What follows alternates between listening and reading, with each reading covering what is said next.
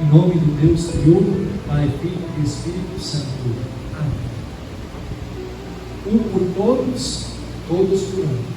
Essa é uma expressão bastante popular.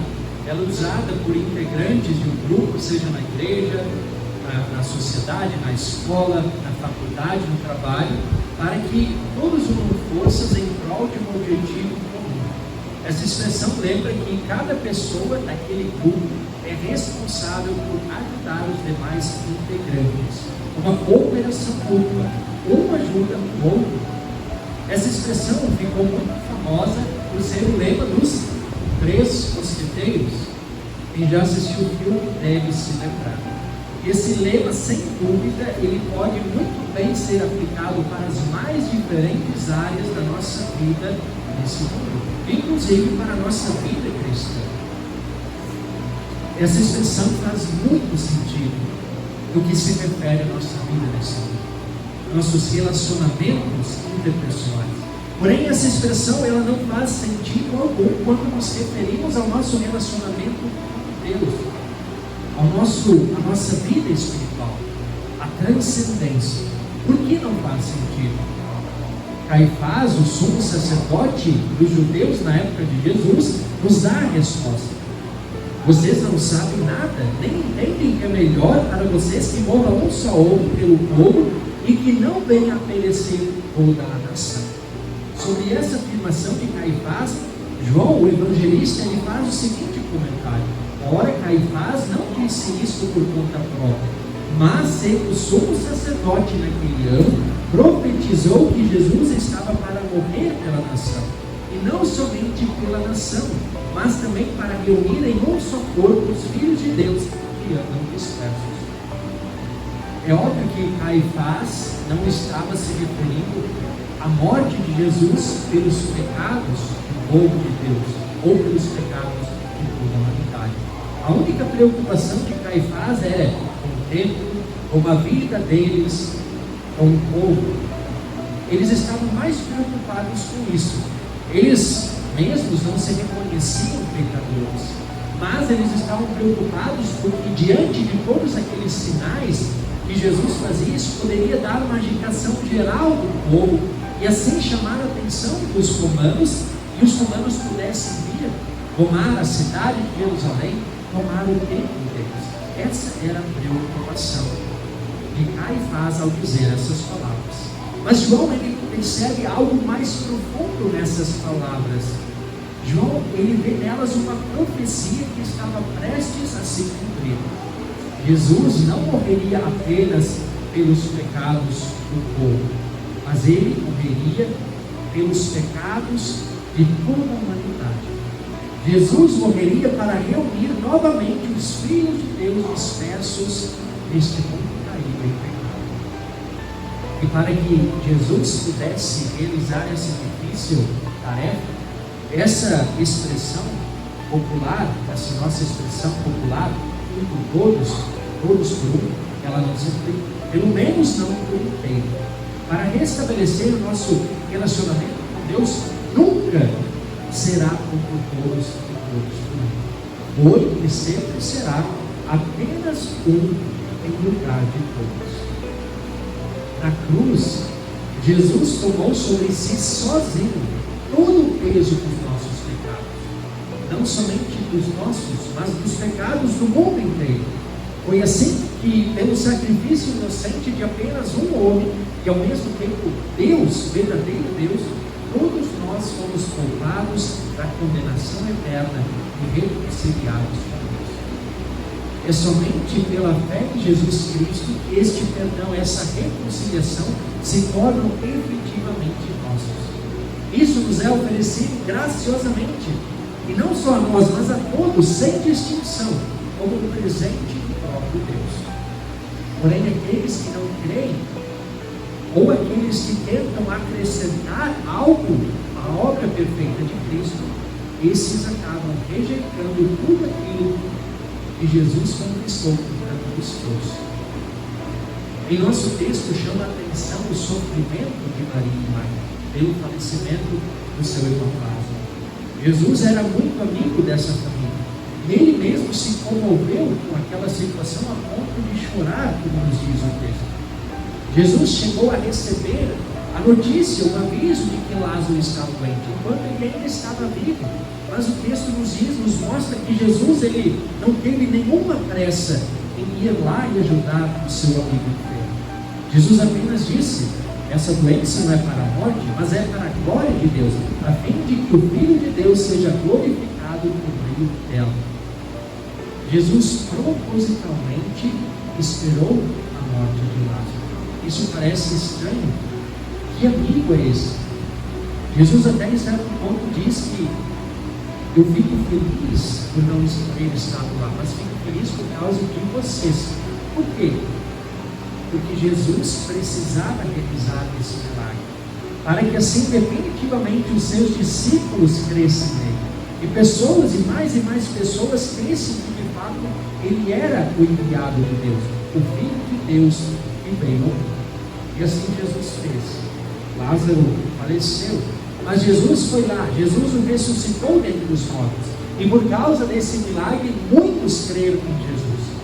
Mas alguns também levaram a notícia aos fariseus, que a partir daquele dia chegaram à conclusão de que a única alternativa seria matar a Jesus.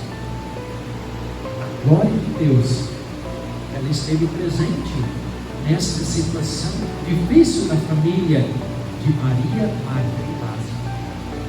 Eles enfrentaram a enfermidade, a morte e o luto, mas Deus esteve em meio a toda aquela situação. Deus manifestou o seu poder através da ressurreição de Lázaro. No último domingo, igualmente, nós vimos como a glória e o poder de Deus se manifestaram na vida sofrida daquele homem, daquele cego de nascença que Jesus curou. Ali também a glória de Deus esteve presente, o amor e a compaixão de Deus. O Deus da glória, Deus misericordioso, do qual a Bíblia fala com tanta imponência, ele se revela justamente nessas situações de dor e de sofrimento. É claro que Deus também está, e Deus também se revela na fartura, na alegria, mas a sua glória, o seu poder e o seu amor incondicional, eles costumam ser revelados com muito mais intensidade em meio à dor e ao sofrimento. E nós temos um exemplo muito claro disso, muito próximo de nós. E nós estamos acompanhando de perto nesses últimos meses, que é a pequena Liz. Certamente todos nós já nos questionamos: por que ela? Por que uma criança tão nova, uma criança inocente, uma criança indefesa? Esses questionamentos certamente seus pais devem ter feito, seus pais, seus familiares devem ter feito inúmeras vezes ao longo de todo o processo. Mas se nós olharmos para trás, nós podemos perceber a ação de Deus, a presença de Deus desde o início. Pessoas em todo o estado e pelo Brasil afora, desde o início têm orado e continuam orando. Muitos, desde o início, têm se mobilizado para ajudar das mais diversas formas, seja financeiramente, pessoas que cederam moradia, um apartamento para que os pais, junto com a pequena Alice, pudessem orar, residir mais próximos do hospital durante o tratamento. Pessoas que têm doado sempre. Assim Deus tem se manifestado. E ao longo de todo esse tempo temos acompanhado belíssimos e emocionantes testemunhos, principalmente dos familiares, especialmente a mãe Bruna, que manda os áudios para quem está nos grupos e tem acompanhado lindos testemunhos. Temos médicos, esses dias o pastor Wallace, que é o avô da pequena Liz, ele mencionou que os médicos eles chegam eles já estão admitindo que o que está acontecendo é um verdadeiro milagre, porque pela gravidade do diagnóstico inicial as chances eram mínimas e ela tem respondido muito bem. É claro que ainda há um longo caminho a ser trilhado, ainda não sabemos o desfecho, mas não podemos negar que já foram conquistadas vitórias consideráveis. E diante de tudo isso, a constatação é nova. Deus esteve presente o tempo inteiro. Deus esteve o tempo inteiro manifestando sua glória, o seu amor, o seu poder. Em cada sessão de quimioterapia, a cada consulta, a cada internação, a cada oração, a cada testemunho, a cada doação de sangue, a cada ajuda, a cada auxílio prestado. Sim, Deus esteve agindo o tempo inteiro. Deus esteve presente o tempo inteiro e continuará agindo e continuará presente. Esse é apenas um exemplo que nós estamos vivenciando hoje. Poderíamos citar tantos outros exemplos. Sim, Deus está presente em meio a todos. Naqueles momentos, naquelas situações em que às vezes podemos ser tentados a achar que Deus não possa estar presente, mas é ali que Ele está. Ali que Ele está manifestando sua glória, seu poder, todo o seu amor, assim como aconteceu na cruz do Calvário.